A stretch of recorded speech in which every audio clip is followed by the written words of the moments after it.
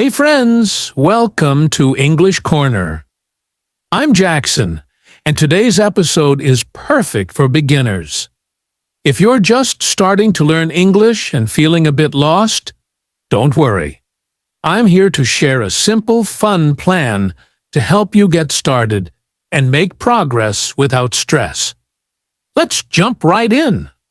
Okay, let's start with something super helpful. Focusing on one theme each week. A theme is just a topic, like family, food, school, or weather. The idea is to pick one theme and stick with it for the whole week. Not 3, not 10, just one. Why? Because focusing on one topic helps your brain learn better, remember more, and feel less overwhelmed. For example, let's say you choose the theme family this week. Every day you learn a few family words like mom, dad, sister, brother, or friend. You can make easy sentences like, my mom is kind, or I call my brother.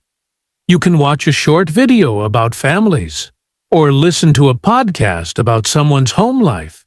Even if you don't understand every word, that's fine. You're hearing real English, and your brain is soaking it up. Next week, you might pick the theme weather. Learn words like sun, rain, cold, or windy. Try sentences like, it's sunny today, or I like rain. Maybe listen to a weather report in English. The week after, you could choose shopping and learn words like store, money, or bag, and say things like, I buy fruit, or the store is big. This is slow, steady learning. It's like building a puzzle, one piece at a time. You're not rushing, and you're not stressed. Each week, pick a new theme. Write it down and focus on it. After a few weeks, you'll know words and sentences from lots of topics, and you'll feel more confident.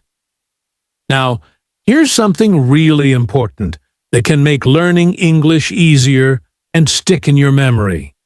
Connect English to your feelings.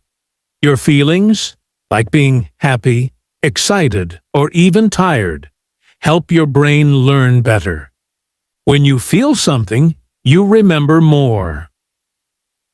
For example, if you hear a funny English joke and laugh, you'll remember that joke because it made you happy. Or if you watch a short video about a cute dog, you might feel warm and fuzzy, and you'll remember words like dog or cute. Here's how you can add feelings to your learning. Watch short videos. Find a fun or touching clip on YouTube. Even if you don't understand every word, notice the emotions in the voices or faces. Listen to English songs. Songs about love, hope, or sadness make you feel something. Sing along to a line you like. It'll stick in your head. Read simple stories. Even short stories can make you feel curious or excited. That feeling helps the words stay with you. Talk about your feelings. Try saying, I'm happy today, or I feel tired. When you use English to talk about your own life, it feels personal and real. Using your emotions makes learning English more than just studying. It makes it part of who you are. Next, let's talk about something that can change the way you learn. Small English moments. You don't need to study for hours or sit at a desk all day. Instead, try short, easy moments of English throughout your day. A moment might be just 1 or 2 minutes, but it's powerful. Here's what I mean. In the morning, when you wake up, say one English sentence like, I'm sleepy, or the coffee is hot. While walking outside, look around and name something in English. Tree, car, or sky. If you don't know the word, look it up on your phone. Just one word. At lunch, name your food in English. I eat rice, or this is soup. Before bed, think about your day and say one sentence like, I saw a friend, or work was busy. These tiny moments add up. Maybe you do 4 or 5 a day, each one just a minute or two. That's enough to make English part of your life. It's like brushing your teeth or drinking water. Small, simple, and natural. Over time, these moments build your confidence and make English feel easy. Here's one more tip. Start learning English with your world. Forget big textbooks or complicated apps for now. Look at the things around you, your room, your street, your daily routine. Use those to learn English. For example, in your room, look at objects. What's that called in English?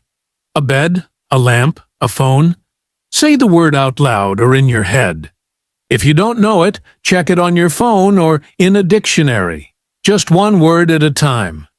When you're outside, notice things like a bus, a store, or a bird. Say the word in English. If you don't know it, look it up. One word a day adds up to hundreds of words in a year. This way, English isn't just something you study. It's something you live. It's part of your day, connected to what you see and do. That makes it real, and that's how you learn best. Wow, you made it through this episode. That means you're already learning, and I'm so proud of you. You don't need to be perfect or know everything right away. Just keep going, one step at a time, one word at a time, one moment at a time. You're not alone. Lots of people are learning English just like you, and you're doing something amazing. This is English Corner, and I'm Jackson. Thank you for joining me today. Keep listening, keep practicing, and keep believing in yourself. You've got this. See you next time.